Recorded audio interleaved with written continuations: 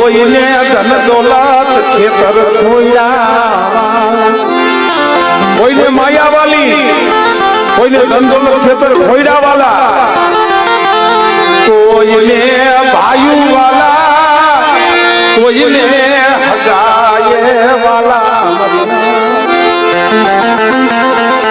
પણ જે મેરડી ના થઈ ગયા છે ને એને તો મેરડી સિવાય જગતમાં કાંઈ વાલું ન હોય.